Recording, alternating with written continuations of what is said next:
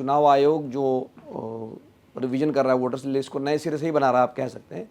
अब तक उसका कहना है कि लगभग 41 लाख माफ़ कीजिएगा, जो अब तक की मेरे पास जानकारी सोमवार तक की 41 लाख वोट कट सकते हैं विभिन्न कारणों से।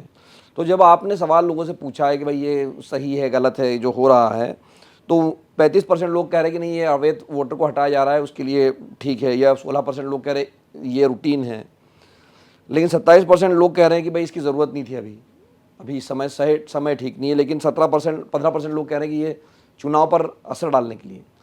तो विपक्ष इसको चूंकि बहुत बड़ा मुद्दा बना रहा है, आपको लगता है कि इस मुद्दे का चुनाव पर कोई असर होगा, वोटिंग इंटेंशन पर कोई असर होगा? देखिए, इस सवाल में भी लगभग हाफ डिस्ट्रीब्यूशन है। 50% लोग कह रहे हैं ठीक है रूटीन है, इलीगल वोटर्स को हटाना है, 40% लोग कह रहे हैं कि नहीं इसकी ज़रूरत नहीं है या ये मैनिपुलेट करने के लिए। अल्टीमेटली कितना बड़ा नंबर एक्सक्लूड होता है उसके ऊपर है ये सारा दारोमदार। आप जो 41 लाख नंबर बता रहे हैं उसमें से मुझे जहाँ तक ध्यान है 17.5 लाख शायद डेड लोग हैं। तो ये तो समरी रिवीजन में भी नॉर्मली हट जाते हैं, हट जाने चाहिए। 12.5 लाख शिफ्ट हो गए हैं, ये भी समरी रिवीजन में हो जाने चाहिए। तो यानी ये 30 लाख वोटर एक्चुअली में जिनका नाम कट रहा है, और अगर हम माने कि बोगस वोटिंग नहीं हो रही है इतने बड़े पैमाने पे, तो ये रोल में रहते या ना रहते इसका कोई चुनाव पे असर नहीं है, क्योंकि वो है ही नहीं यहाँ पे, या वो मृत घोषित हो गए।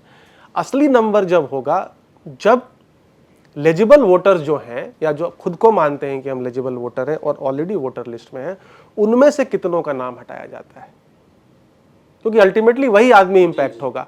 अब वो कितना बड़ा नंबर आता है, वो अभी तक हमें नंबर नहीं सुनने को मिला है कि इलीगल इमिग्रेंट्स इसमें कितने हैं। हालांकि शुरू में आया था, बट वो नंबर नहीं आया है। तो अनलेस कि बहुत ज्यादा लोग एक्सक्लूड हो जाएं, क्योंकि मृत लोग एक्सक्लूड हो गए और जो लोग शिफ्ट हो चुके हैं तो वैसे ही फर्क नहीं पड़ता।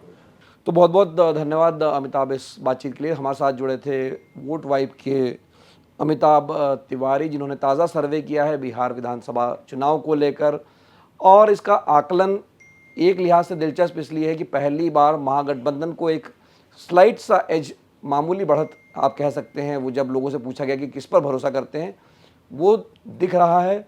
लेकिन वही जब आप मुख्यमंत्री पद के दावेदारों के जो आंकड़े जोड़ते हैं, तो वापस एनडीए कहीं ना कहीं मामूली रूप से आगे जाते हुए दिख सकता है।